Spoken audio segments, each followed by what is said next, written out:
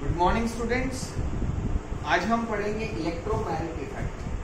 Previous lecture के अंदर हमने पढ़ा था इंडक्टिव इफेक्ट। इलेक्ट्रॉन का मूवमेंट किस तरीके से हो सकता है, तो उसके हम पार्ट पढ़ रहे थे।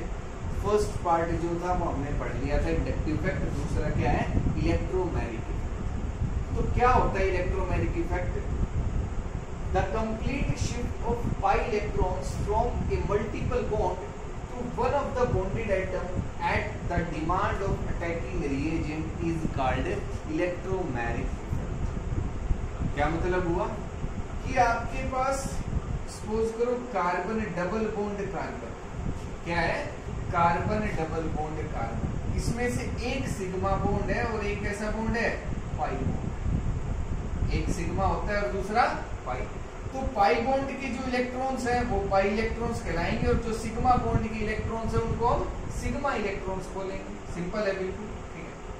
तो पाई इलेक्ट्रॉन्स का मूवमेंट होगा on the bonded atoms, one of the bonded atoms, कोई भी एक बॉन्डेड एटम्स पे इलेक्ट्रॉन का मूवमेंट हो जाएगा on the demand of reagent. On the demand of reagent की रिएजेंट की प्रेजेंस में पाई इलेक्ट्रॉन का मूवमेंट होगा। फॉर एग्जाम्पल सपोज हम कह रहे हैं कि इलेक्ट्रॉन का मूवमेंट इस तरफ हो गया, तो इस पे तो कैसा चार्ज आएगा, नेगेटिव, और इस पे कैसा चार्ज आएगा। जब इलेक्ट्रॉन्स यहाँ शिफ्ट हो गए तो यहाँ सिंगल बॉन्ड बच गया और इस कार्बन पे नेगेटिव चार्ज, और इस पे कैसा चार्ज आएगा, कैसा चार्ज आएगा, पॉजिटिव चार्ज आएगा। तो ये ही इलेक्ट्रोमैग्नेटिक इफेक्ट है। मतलब इन द प्रेजेंस ऑफ रिएजेंट ये मूवमेंट होगा, वैसे नहीं कि अगर हमारे पास कार्बन डबल बॉन्ड कार्बन है, अगर कोई रिएजेंट नहीं है तो मूवमेंट नहीं होगा। रिएजेंट की प्रेजेंस में ही ये मूवमेंट। अब ये दो टाइप का हो सकता है, ठीक है, प्लस ई और माइनस ई। वो क्या होते हैं, अगर हम बात करें इलेक्ट्रोमैग्नेटिक इफेक्ट की, तो पॉजिटिव इलेक्ट्रोमैग्नेटिक इफेक्ट और नेगेटिव इलेक्ट्रोमैग्नेटिक इफेक्ट हो सकता है, ठीक है। Positive E effect and negative E effect क्या है ये दोनों। अगर पॉजिटिव इफेक्ट की, पॉजिटिव इलेक्ट्रोमैग्नेटिक इफेक्ट की अगर हम बात करें तो ये क्या होगा, if the movement of attacking reagent, the movement of attacking reagent and electrons and pi electrons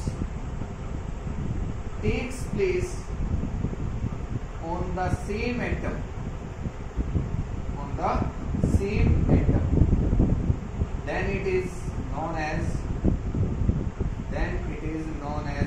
positive E effect। positive E effect मतलब इलेक्ट्रोमैग्नेटिक। क्या मतलब हुआ कि सपोज करो आपके पास कार्बन डबल बॉन्ड कार्बन, क्या आपके पास कार्बन डबल बॉन्ड कार्बन, और हमारे पास कोई रिएजेंट है ए पॉजिटिव। कैसा रिएजेंट है, अटैकिंग रिएजेंट ए पॉजिटिव, ठीक है।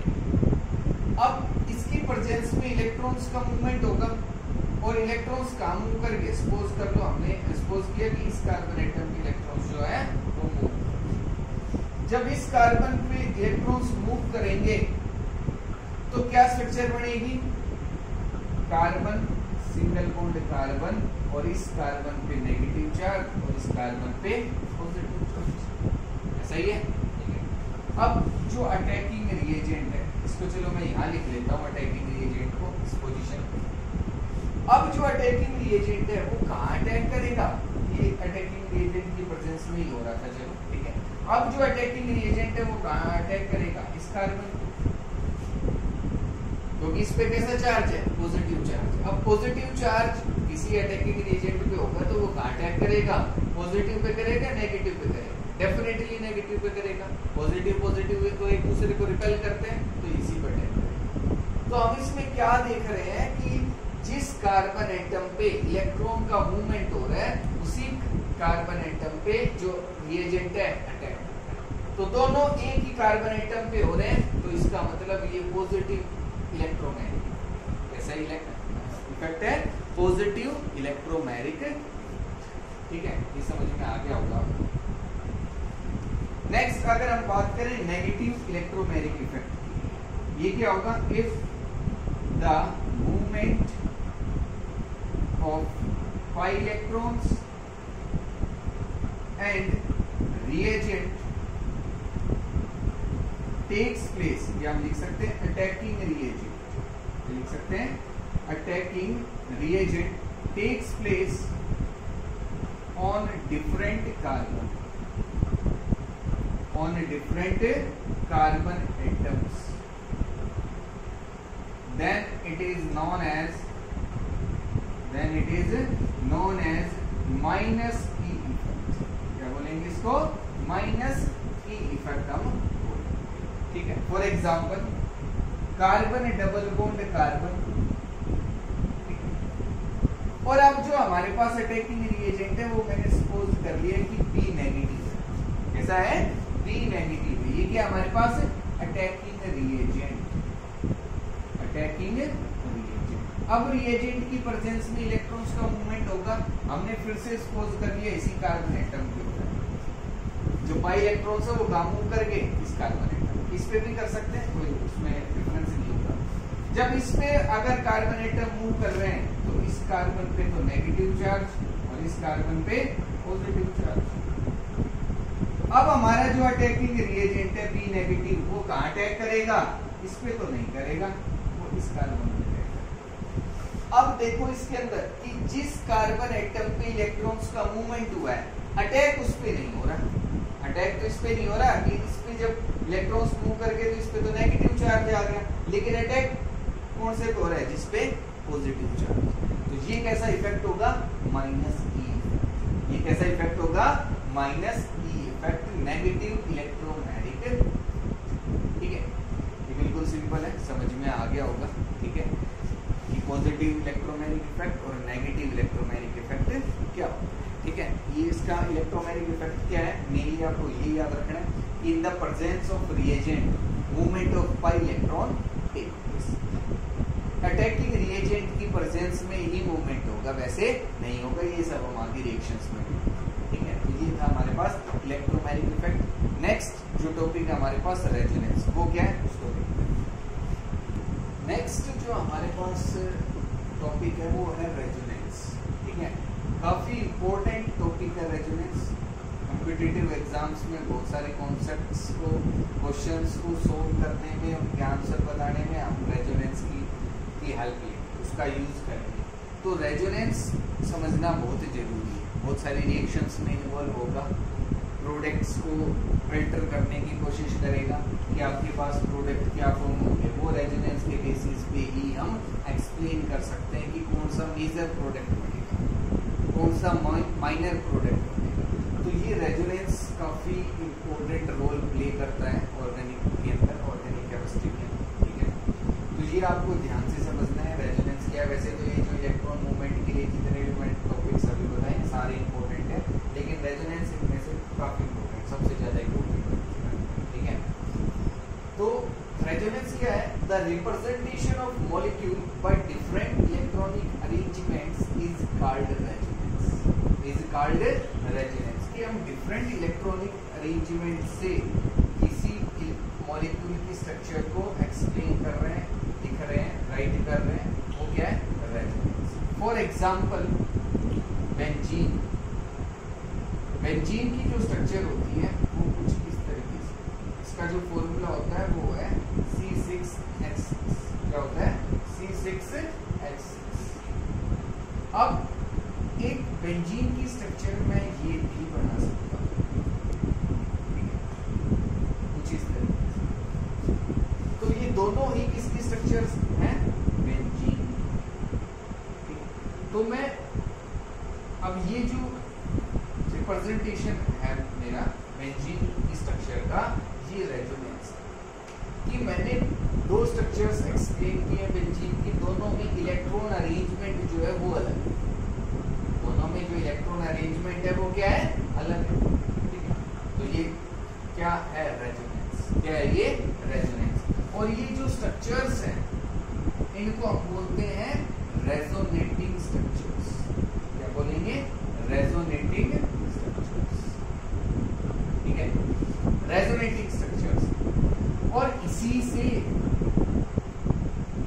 रेजोनेंस हाइब्रिड भी फॉर्म होगा आपके पास कि अब दोनों ही जो स्ट्रक्चर्स हैं उनको मैं कैसे एक्सप्लेन करूंगा कुछ इस तरीके से। This is resonance hybrid, resonance hybrid, ठीक है। बेंजीन की ही स्ट्रक्चर है, इसकी स्ट्रक्चर है बेंजीन की, मैं इस तरीके से भी रिप्रेजेंटेड कर सकता हूं। देखो रेजोनेंस क्या है, डिफरेंट इलेक्ट्रॉनिक अरेंजमेंट के साथ मैं किसी मॉलिक्यूल की डिफरेंट स्ट्रक्चर्स को लिखूंगा, वो रेजोनेंस है। अब देखो बेंजीन की ये स्ट्रक्चर भी ठीक है, ये भी ठीक है, ठीक है, दोनों स्ट्रक्चर्स ठीक है। फिर हम स्ट्रक्चर लिखे कौन सी, तो हमने क्या किया, दोनों एक ऐसी स्ट्रक्चर हमने लिखी जो दोनों की प्रॉपर्टीज को एक्सप्लेन करे, दोनों की प्रॉपर्टीज को क्या करे, एक्सप्लेन करे, ठीक है। अब देखो ये क्या है कि मेरे पास ये जो पाई इलेक्ट्रॉन्स है इनका मूवमेंट होता है कि ये जो पाई इलेक्ट्रॉन है, ये जो डबल बॉन्ड है, एक बार इस पोजीशन पे एक बार इस पोजीशन पे, ये जो डबल बॉन्ड है वो एक बार इधर है और एक बार उधर चला गया, तो दोनों में अलग अलग अपोजिट साइड है। तो हर कार्बन एटम, देखो ये कार्बन एटम 1 2 3 4 5 6, यहाँ अगर हम डबल बॉन्ड देखें तो 1 और 6 कार्बन एटम के बीच में है, यहाँ अगर हम देखें तो 1 और 6 के बीच में डबल बॉन्ड नहीं है, ये डबल बॉन्ड कहाँ है, 1 और 2 के बीच में। अगर यहाँ देखें तो 3 और 4 के बीच में है, बट यहाँ 3 और 4 के बीच में कोई डबल बॉन्ड नहीं है, लेकिन दोनों स्ट्रक्चर्स जो है बेंजीन की ठीक है।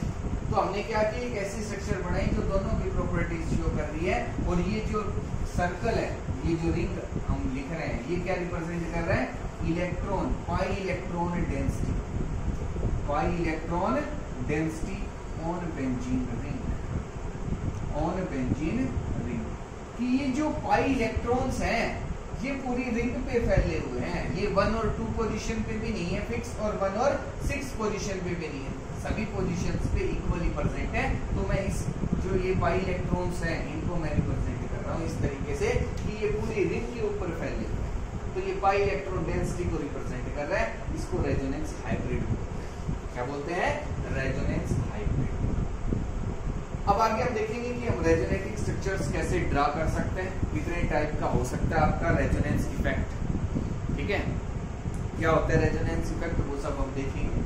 अब रेजोनेंस हो कब सकता है, ठीक है, हमने पढ़ा था कि इंडक्टिव इफेक्ट जो है, क्या तो आपके पास इलेक्ट्रॉन विड्रॉइंग ग्रुप लगा होगा या इलेक्ट्रॉन डोनेटिंग ग्रुप, तब होगा वो। और जो हमारे पास इलेक्ट्रोमैग्नेटिक इफेक्ट था उसमें कोई अटैकिंग रिएजेंट होगा, तब हो सकता है इलेक्ट्रोमैग्नेटिक इफेक्ट, तभी हमें देखने को मिलेगा, वैसे नहीं होगा। अब रेजोनेंस कब हो सकता है, कब नहीं हो सकता, उसके बारे में अगर कंडीशंस की हम बात करें तो हमारे पास 2 कंडीशंस हैं जो मस्ट होनी चाहिए रेजोनेंस की। फर्स्ट क्या है, conjugation of multiple bonds, second delocalisation of pi electrons. Conjugation of multiple bonds का मतलब है alternating multiple bonds, alternating multiple bonds, ठीक है। और डीलोकलाइजेशन ऑफ पाई इलेक्ट्रॉन्स की, जो पाई इलेक्ट्रॉन्स है उनका मूवमेंट होना चाहिए। वैसे जब कंजुगेशन होगा तो डीलोकलाइजेशन अपने आप हो जाएगा। अगर हम बात करें बेंजीन की, फॉर एग्जाम्पल कि बेंजीन की स्ट्रक्चर ये है, ठीक है, अगर बेंजीन की हम बात करें तो ये बेंजीन की स्ट्रक्चर। अब इसमें कॉन्जुगेशन है, कॉन्जुगेशन का मतलब alternating double bonds, alternating multiple double bonds या मल्टीपल बॉन्ड्स, ठीक है, कि जो मल्टीपल बॉन्ड्स है वो अल्टरनेट पोजीशंस पे प्रेजेंट होनी चाहिए। फॉर एग्जांपल इसमें हम देख रहे हैं कि यहाँ सिंगल बॉन्ड है, फिर डबल, फिर सिंगल, फिर डबल, फिर सिंगल, फिर डबल, तो अल्टरनेटली पहले डबल बॉन्ड आ रहा है, सिंगल आ रहा है, फिर डबल, फिर सिंगल, फिर डबल, और ये ऐसा चलता है। अगर मैं एक स्ट्रक्चर है, एक मेरे पास अगर मॉलिक्यूल हो कुछ इस तरीके से, तो इसके अंदर रेजोनेंस हमें देखने को इसके अंदर हम रेजोनेंस नहीं देख सकते। क्यों? क्योंकि यहाँ जो है, या इस स्ट्रक्चर को मैं इधर कर देता हूँ, इस डबल बॉन्ड को मैंने इधर लगा, तो अब हम क्या देख रहे हैं, double single single double, double single single double, इधर डबल सिंगल सिंगल डबल, तो हमारे पास अल्टरनेट पोजीशंस पे मल्टीपल बॉन्ड प्रेजेंट नहीं है, बीच में दो सिंगल बॉन्ड आ गए। एक ही आना था कि डबल बॉन्ड, सिंगल और फिर डबल, लेकिन ऐसा नहीं हो रहा, तो इसके अंदर कॉन्जुगेशन नहीं है, और कॉन्जुगेशन नहीं है तो रेजोनेंस नहीं हो सकता।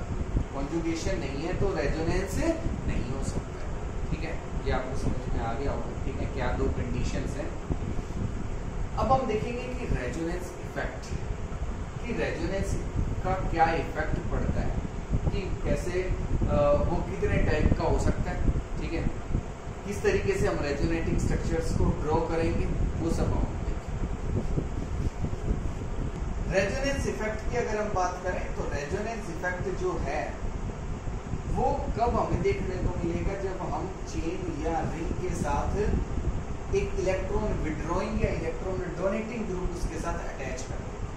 ठीक है, the complete movement of pi electrons along the chain और ring of carbon atoms due to electron donating और electron withdrawing groups is called resonance effect, is called resonance effect. किसका मूवमेंट होगा? पाई इलेक्ट्रॉन्स का movement of pi electrons, ये आपको याद रखना है, बहुत इंपॉर्टेंट। तो कहता है रेजोनेंस कब होगा? जब पाई इलेक्ट्रॉन्स का मूवमेंट, इसका मूवमेंट होगा पाई इलेक्ट्रॉन्स का, सिग्मा इलेक्ट्रॉन्स का कोई भी मूवमेंट यहाँ नहीं होगा, ना किसी एटम का मूवमेंट होगा। किसका मूवमेंट होगा? केवल इलेक्ट्रॉन्स का। और कैसे electrons? Pi electrons. Pi electrons क्या होते हैं? जो पाई बॉन्ड के अंदर प्रेजेंट होते हैं, मतलब डबल बॉन्ड के अंदर जो इलेक्ट्रॉन्स होते हैं, ये जो इलेक्ट्रॉन्स है ये पाई इलेक्ट्रॉन्स है। एक सिग्मा, दो तो इसके अंदर सिग्मा इलेक्ट्रॉन्स है और दो कैसे हैं? Pi electrons. तो पाई इलेक्ट्रॉन्स का ही मूवमेंट होगा, मतलब एक बॉन्ड जो है डबल बॉन्ड में से वो मूव करेगा। ठीक है, ये क्या है आपके पास? रेजोनेंस। कैसा इफेक्ट है? रेजोनेंस। अब रेजोनेंस इफेक्ट जो है वो दो टाइप का हो सकता है, प्लस आर और माइनस आर। कितने टाइप का हो सकता है? प्लस आर और minus R. Plus R effect and minus R, positive resonance and negative resonance. ये क्या होगा? If the pi electrons moves towards the chain or ring, move towards the chain or ring, then it is called plus R effect. Then it is called plus R effect. And if the pi electrons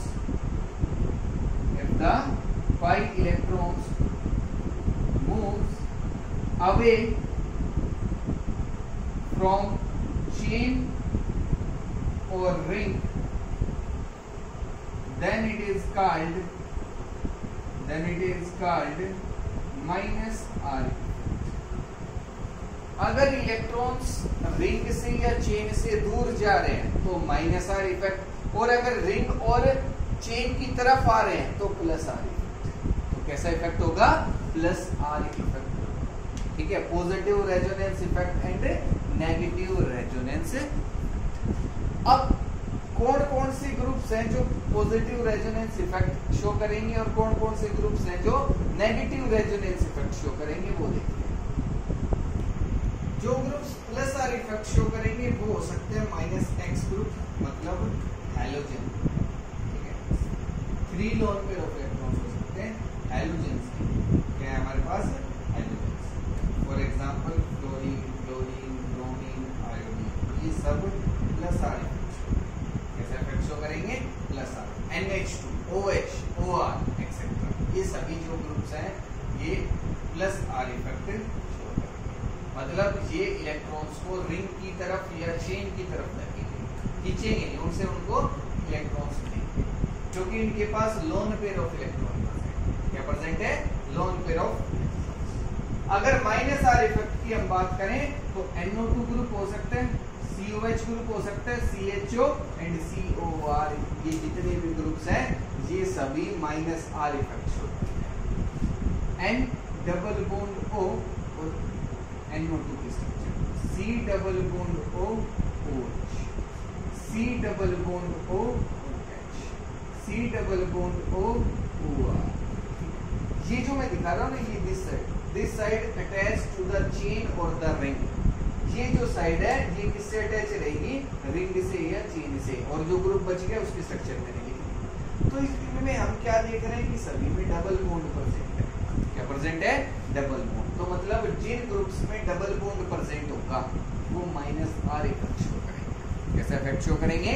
-R। और जिनमें loan pair of electrons present होंगे वो सभी +R effect show करेंगे। कैसा effect show करेंगे? +R, positive resonance. अब कैसे स्ट्रक्चर्स हमें ड्रॉ करनी है, कैसे रेजोनेटिंग स्ट्रक्चर्स हम ड्रॉ करेंगे वो देखते हैं। अगर हम बात करें +R इफेक्ट, पहले हम +R देखते हैं फिर -R इफेक्ट देखेंगे। रेजोनेटिंग स्ट्रक्चर्स ड्रॉ करना हम सीख रहे हैं, काफी इंपॉर्टेंट है। बहुत सारे स्टूडेंट्स को समझाने के बाद भी नहीं आता, ठीक है, कि सर ने बता दिया हमें समझ में नहीं आया। क्यों? क्योंकि प्रैक्टिस नहीं करोगे तो समझ में नहीं आएगा।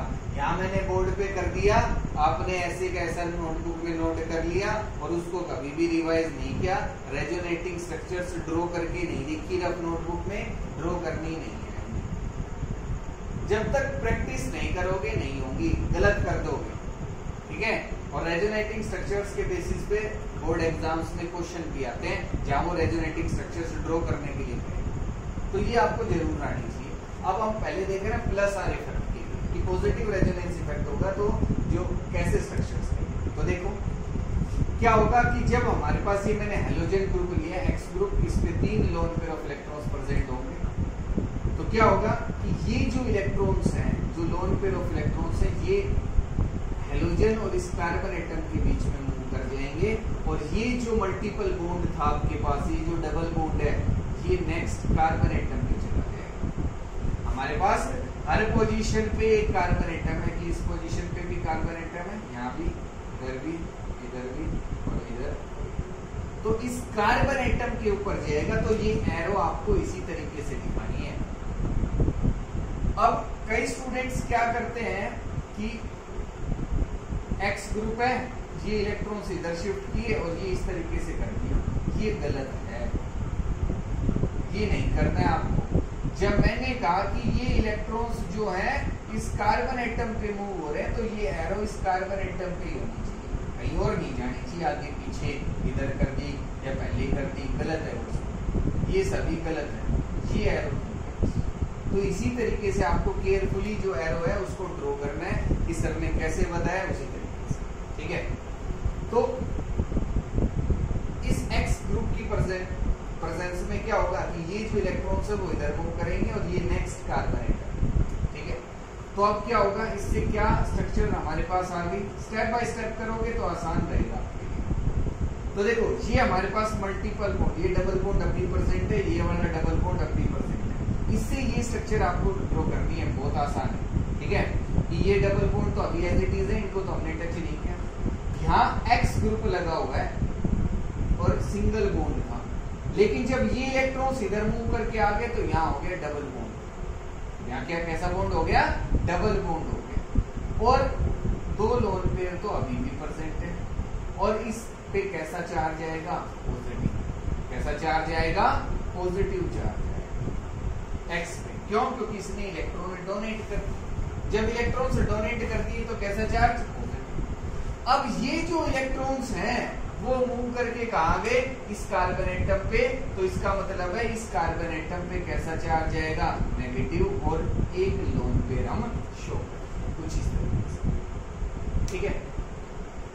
ये समझ में आ गया होगा कि ये इलेक्ट्रॉन्स जो है मूव करके इस कार्बन एटम पे आ गए, तो हमने नेगेटिव चार्ज दिखाया इस कार्बन एटम पे और एक लोन पेयर। अब नेक्स्ट स्टेप में ये जो इलेक्ट्रॉन्स है वो यहाँ शिफ्ट होंगे इन दोनों कार्बन एटम्स के बीच में, ये जो 2 कार्बन एटम है। और ये जो इलेक्ट्रॉन्स है ये नेक्स्ट कार्बन एटम पे आ जाएंगे, नेक्स्ट कार्बन एटम पे। तो इससे क्या स्ट्रक्चर आएगी हमारे पास? इधर तो अब डबल बॉन्ड है X और पॉजिटिव चार्ज। कैसा चार्ज? पॉजिटिव। क्योंकि अब हमने इसको कहीं भी टच नहीं किया, कोई मूवमेंट नहीं दिखाई, तो ये एज इट इज रहेगा।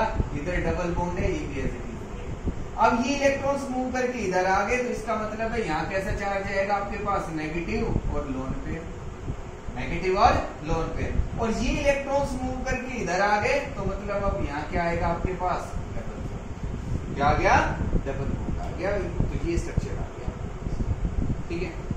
नेक्स्ट स्टेप में ये जो इलेक्ट्रॉन्स हैं वो फिर इन दोनों कार्बन एटम्स के बीच में मूव करेंगे, और जो नेक्स्ट कार्बन एटम है, जो नेक्स्ट इलेक्ट्रॉन्स हैं, जो पाई इलेक्ट्रॉन्स हैं, वो नेक्स्ट कार्बन एटम पे मूव करते हैं, ठीक है। और इससे जो स्ट्रक्चर आएगी हमारे पास वो किस तरीके से होगी, कुछ इस तरह कि यहाँ आपके पास मल्टीपल बॉन्ड, इधर मल्टीपल बॉन्ड, इधर एक्स और 2 लोन पेयर्स, और इस पे कैसा चार्ज, और जो नेगेटिव चार्ज है वो कहाँ आएगा, ठीक है।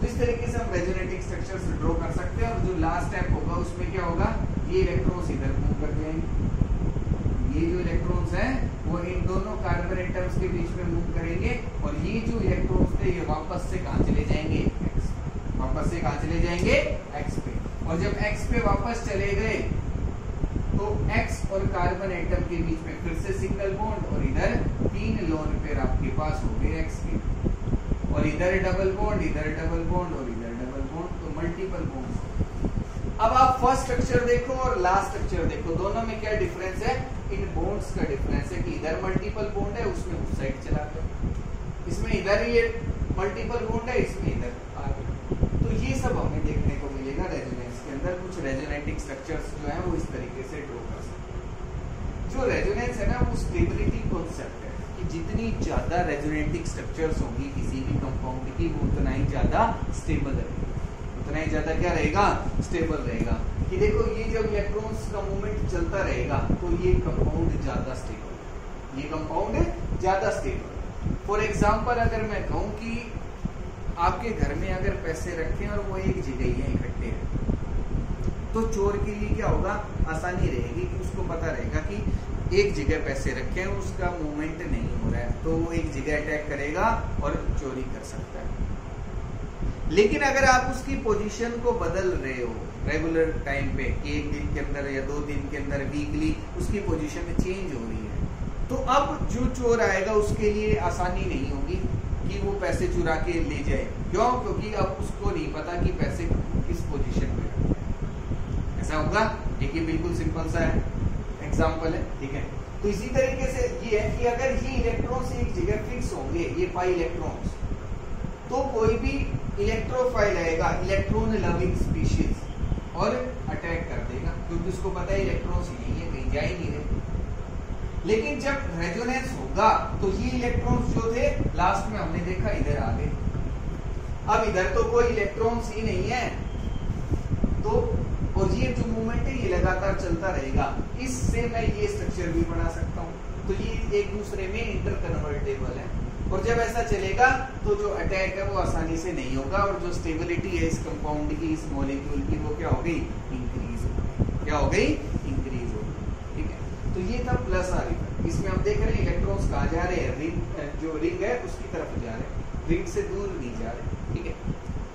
अच्छा, और आपको एक बात का क्या ध्यान रखना है इसके अंदर, ये जो मैं एरो रिप्रेजेंट कर रहा हूँ, इन एरो के कभी भी हेड जो है वो एक तरफ नहीं। हम क्या देख रहे हैं कि एक एरो का हेड है तो दूसरे का टेल है, कि इसका हेड है तो दूसरे का क्या है, टेल है। इधर इसका हेड है तो अगले का क्या है, टेल है। कभी भी दोनों के हेड एक तरफ नहीं होंगे, कभी भी दोनों के टेल एक तरफ नहीं होंगे। इस तरीके से ही हो सकता है, चाहे वो डायरेक्शन इधर हो या इधर, ये जो पॉसिबिलिटी है वो कभी भी नहीं होगी रेजोनेंस के अंदर। अगर आपने ऐसा कर दिया तो मतलब गलत किया डेफिनेटली, ठीक है। तो ये था प्लस आर इफेक्ट, कैसा इफेक्ट था, प्लस आर इफेक्ट। अब हम देखेंगे माइनस आर इफेक्ट की नेगेटिव रेजोनेंस इफेक्ट की जो क्या होता है, और उसकी रेजोनेटिंग स्ट्रक्चर्स हम कैसे ड्रॉ कर सकते हैं। नेक्स्ट अगर हम बात करें माइनस आर इफेक्ट की, नेगेटिव रेजोनेंस इफेक्ट की, तो हमारे पास एक ऐसा ग्रुप है जो नेगेटिव रेजोनेंस इफेक्ट शो करेगा, दैट इज CHO, ठीक है। ये बेंजीन रिंग के साथ अटैच। अब इसमें क्या होगा कि इलेक्ट्रॉन्स का मूवमेंट होगा, और इलेक्ट्रॉन्स का मूवमेंट रिंग से दूर की तरफ जाएगा, बाहर की तरफ जाएगा। तो उससे पहले क्या होगा कि ये जो इलेक्ट्रॉन्स हैं कार्बन और ऑक्सीजन के बीच में जो डबल बॉन्ड है, इसमें जो पाई इलेक्ट्रॉन्स है, एक सिग्मा बॉन्ड है, दूसरा कैसा बॉन्ड है, पाई बॉन्ड। तो जो पाई बॉन्ड के इलेक्ट्रॉन्स है वो मूव करके कहां चले गए, ऑक्सीजन। जब ये ऑक्सीजन पे जाएंगे तो ये इलेक्ट्रॉन्स मूव करके इधर आ जाएंगे, इस कार्बन और ये जो कार्बन है बेंजीन रिंग का, इन दोनों के बीच में। ठीक है, तो इससे जब ये ऐसा मूवमेंट हो जाएगा तो क्या स्ट्रक्चर बनेगी हमारे पास, वो देखते हैं कि ये हमारे पास था कार्बन और ये ऑक्सीजन और इधर था हाइड्रोजन। अब कार्बन और ऑक्सीजन के बीच में डबल बॉन्ड था, लेकिन ये बॉन्ड जो है वो मूव करके कहां चला गया, ऑक्सीजन पे। तो ऑक्सीजन पे इलेक्ट्रॉन्स और इस पे कैसा चार्ज, नेगेटिव चार्ज। कैसा चार्ज, नेगेटिव चार्ज। और यहाँ आ गया आपके पास डबल बॉन्ड। यहाँ क्या हो गया, डबल बॉन्ड। क्यों, क्योंकि ये जो बॉन्ड था वो शिफ्ट करके इधर आ गया। तो एक बॉन्ड तो पहले से था, एक बॉन्ड और आ गया, तो दो बॉन्ड हो गए, डबल बॉन्ड। ठीक है, जब ये इलेक्ट्रॉन शिफ्ट करके इधर चले गए, अब देखो ये जो बॉन्ड था ये तो एज इट इज है, इनको हमने टच नहीं किया, कोई भी इनकी मूवमेंट हमने शो नहीं किया। लेकिन जब ये जो बॉन्ड था वो शिफ्ट करके इधर आ गया, तो ये जो कार्बन एटम, ये वाला जो कार्बन एटम, इस पे अब आएगा पॉजिटिव चार्ज। कैसा चार्ज आएगा, पॉजिटिव चार्ज आएगा। क्यों, क्योंकि इस कार्बन एटम से इलेक्ट्रॉन दूर चले गए, तो इस पे पॉजिटिव चार्ज। ठीक है, अब इस पे पॉजिटिव चार्ज है, तो जो नेक्स्ट मूवमेंट होगी इलेक्ट्रॉन्स की वो कुछ इस तरीके से होगी कि अब ये जो इलेक्ट्रॉन्स है वो मूव करके इधर आ जाएंगे, इस कार्बन और इस कार्बन एटम के बीच में। जब यहाँ जाएंगे तो कैसे स्ट्रक्चर फॉर्म होगी कि बेंजीन रिंग। अब ये इलेक्ट्रॉन शिफ्ट करके इधर चला गया, तो यहाँ डबल बॉन्ड, यहाँ कैसा बॉन्ड, डबल बॉन्ड। ठीक है, और यहाँ डबल बॉन्ड पहले से था, तो हमने लिख दिया, इसकी कोई मूवमेंट हमने यहाँ नहीं दिखाई। यहाँ double bond C O negative और लोन पेयर ऑफ इलेक्ट्रॉन्स, और इधर क्या आएगा। और अब इस कार्बन एटम पे, इस कार्बन एटम पे कैसा चार्ज आएगा, पॉजिटिव चार्ज। कैसा चार्ज आएगा आपके पास, पॉजिटिव चार्ज आएगा। ठीक है, नेक्स्ट स्टेप में ये जो इलेक्ट्रॉन्स है आपके पास, डबल बॉन्ड अब ये जो है वो शिफ्ट करके इधर आ जाएगा। जब ये इधर आएगा तो कैसी स्ट्रक्चर आपके पास फॉर्म होगी, इधर डबल बॉन्ड, इधर डबल बॉन्ड, इधर डबल बॉन्ड, ओ नेगेटिव। ये इलेक्ट्रॉन शिफ्ट करके इधर आ गए, तो यहाँ डबल बॉन्ड। और अब इस कार्बन एटम पे कैसा चार्ज, पॉजिटिव चार्ज। कैसा चार्ज, पॉजिटिव चार्ज। ठीक है, और नेक्स्ट स्टेप में जो लास्ट स्टेप होगा कि यहाँ भी आपके पास लोन पेयर ऑफ इलेक्ट्रॉन्स है, तो ये इलेक्ट्रॉन्स को इधर शिफ्ट करेंगे और